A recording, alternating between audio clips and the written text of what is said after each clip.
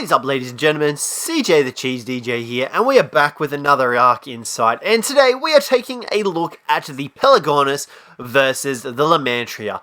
Now, these guys are some pretty cool flyers that not many people use because, well, they're not as versatile, I guess you could say, as some of the other flyers that are present throughout Ark. But today we're going to go through these guys' stats and see just how well they are against each other and what their abilities are and everything like that. So, let's jump straight into it. Ha! See what I did there? Jump straight. See? Ha, ha. And we're going to check out their stats. Let's get into it. So, the Pelagornis straight off the bat is absolutely horrible. At level 1 base, it has 240 health, 180 stamina, 150 weight, and 128.3 melee damage. Now, that are absolutely horrible stats. Let's take a look at the Lymantria. It's not going to be much better, I can tell you now. The Lymantria here has 260 health. So the Pelagornis actually has more health than the Lymantria. 150 stamina. I believe they have the same stamina if I can remember correctly. 175 weight. The Lymantria has more than the Pelagornis and 125.8 melee damage. Now, another difference between these two is that the movement speed of the Lymantria is 100, while the movement speed of the Pelagornis is 136.5. You can see there, and the Pelagornis does have more stamina than the Lymantria. Okay. Now that they've gone through their stats, let's go over exactly what they can do. Now, the Lymantria first, God, that's going to get, I'm just going to call it the Moth for the rest of the video because pronouncing Lymantria is going to kill me. Okay, so the Moth is a pretty decent flyer. It's actually pretty fast. Like you can see there, this little guy is able to cover quite a bit of ground. Now, obviously, their stamina is horrible, their weight is horrible, and their health is horrible. So be very careful when using these guys to do stuff. However, they do have a rather unique ability that no other team has in the game. Now, this ability is really useful for certain aspects of taming throughout Ark. You essentially can slow other creatures. Now, if we come up to this Pteranodon, I don't know if we're going to be able to pull it off before we run out of stamina. Essentially, what the Lymantria can do is it can deploy spores that actually slow a creature or player by 90%, and it depletes their stamina over time for a total of 10 seconds. Which is really useful for taming up creatures and slowing down PvPers. You know, you don't see Lymantrias used very often in PvP, which is obviously understandable because, well, they've got very little health and they're not very useful other than the fact that they can deploy their spores. What is going on down here? That's a Carno. Okay, so you can see the Gallimimus there. We're actually going to try and deploy the spores and showcase to you guys just how good the Lymantria's ability is. Here we go. We don't have enough stamina, of course. Okay, and here we are. We're flying over the Gallimimus, and why can we not deploy our spores? Oh, because it's our primary attack. The Lymantria doesn't actually have a damaging attack. He's only got his fleeing ability, which is the spores. So, once again, we have to build up our stamina. Okay, so now that we've done that, here we go. We're going to deploy the spores, and you can see that the Gallimimus is affected by it, and look how slow he is moving.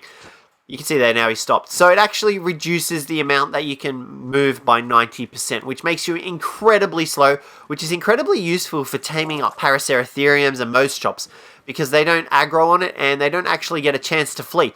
So you can have a Lymantria pouring its spores over the Paraceratherium, and your tribe mates knocking out the Paraceratherium or Mosechops.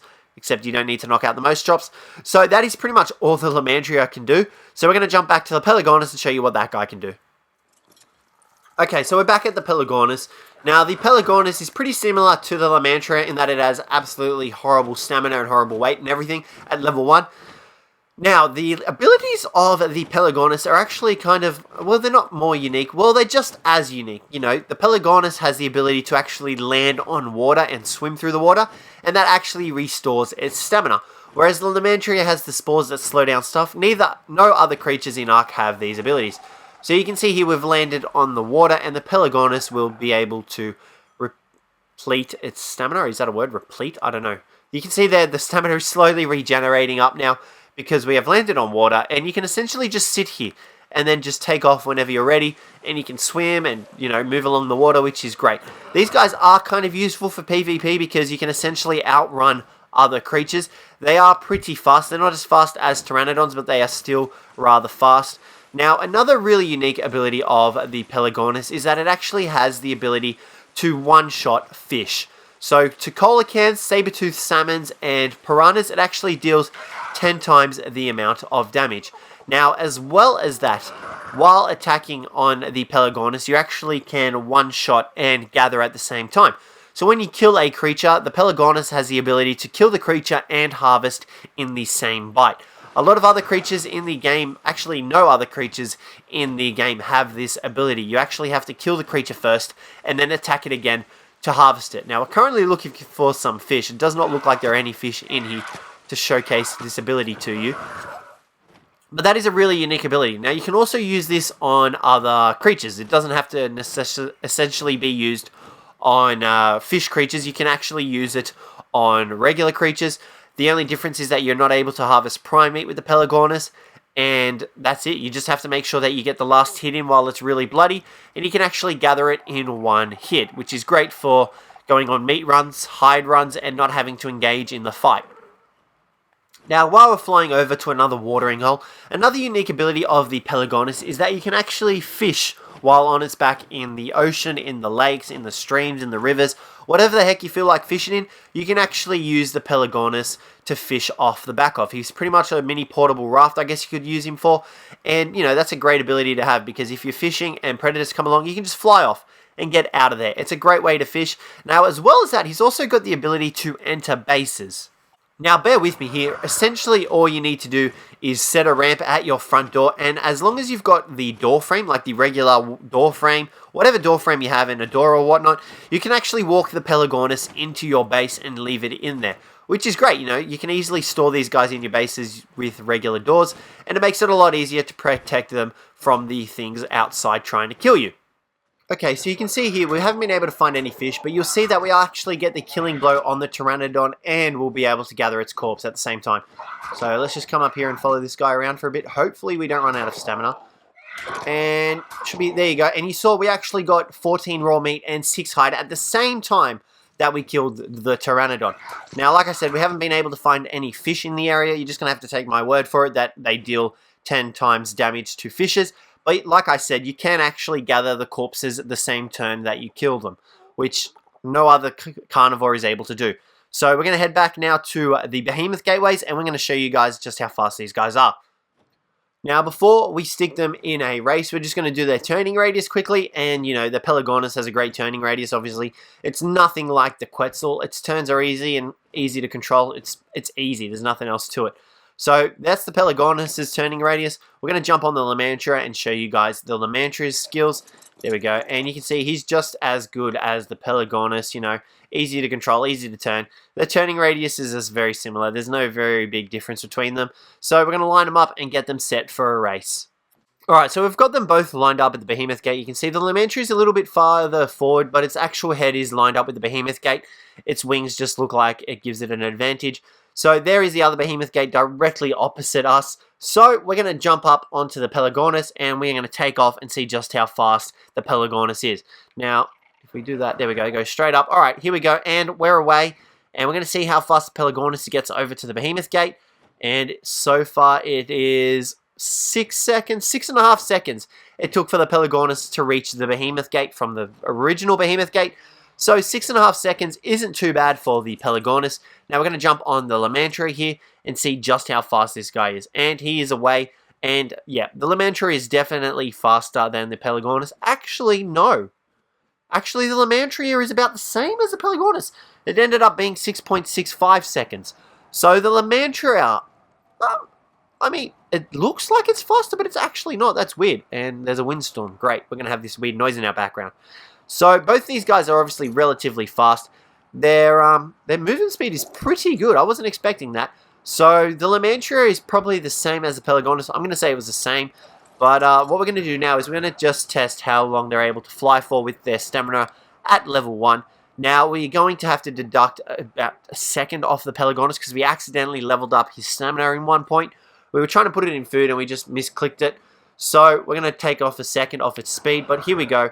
The Pelagornis is away. We're going to see how long it takes for him to drain of stamina. These guys have horrible stamina at level 1, so I'm not going to be surprised if they don't last very long at all. Already it's been 10 seconds, so I'm going to say it's going to take about 22 seconds for the Pelagornis' stamina to drop to 0.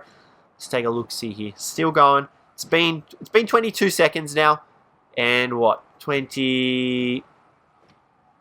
20, what do we got? 27 seconds, sorry. Took 27 seconds for the Pelagornis' stamina to drop to 0, which is okay. So we're going to deduct a second of that, so 26 seconds. Now the Lymantria, on the other hand, we're going to get this guy underway right now. Let's go. So let's see how long it takes for the Lymantria. I don't think the Lymantria has as much stamina as the Pelagornis. It's going to drain a lot faster than the Pelagornis. Yeah, already you can see there it's drained about halfway. It's been about 15 seconds now for the Lymantria. So what do we got? Let's see, 15, yep, 18, 21 seconds it took for the Lymantria to run out of stamina. So the Pelagornis does have more stamina than the Lymantria. So that concludes those testing. Now we're going to get these guys in a battle to the death. I don't know how well this is going to go because the Lymantria can't attack. So I'm pretty sure the Pelagornis will get the victory here, unless the Lymantria is able to get away from it in time. Okay, so we've got it set up. The Pelagornis is going to attack the Lymantria because the Lymantria can't attack the Pelagornis. And let's find out what happens. My money is that the Lymantria is just going to fly off and crap itself. Yeah, you can see that it's tried deploying the spores and it's just going to keep flying away. It can't. There's no attacks for the Lymantria. It doesn't have any attacks other than the spores, which actually don't deal damage. So this is just going to be an infinite turning circle going up to the sky. So while they're doing that, not doing anything, we're just going to quickly talk to you guys about which ones you should probably tame up. Honestly, I don't find the use in either of these creatures. That's just my personal opinion. I don't find them useful at all. Like I said, that's just my opinion. You guys are obviously valid to your own opinions. If I were to tame one up, it would be the Lymantria because it's got the spore attack, which is, great for avoiding predators and PvPers. If you've got someone running after you with a Giga, you can hop on your Lymantria, deploy the spores, and get away from there. That is taking into consideration if the Giga doesn't kill you in one bite. So, like I said, that's just my opinion. It looks like the Lymantria's run out of stamina. Nope, it's still going. So these guys are going to go on for a very long time. But you can see its spores are dropping. So you are able to deploy these from a height, which is great. You can see the spores just fell there. So do take that into mind as well. Can we run through it? There we go. And you can see we've been affected by the spores. So my money is on the Lymantria. If you were to tame one of these, I don't really like the Pelagornis all that much. So that'll conclude today's Ark Insight, guys. Hopefully you found it useful. If you did, don't forget to leave a like and subscribe down below. These guys have just stopped altogether. So that'll be it for today, guys.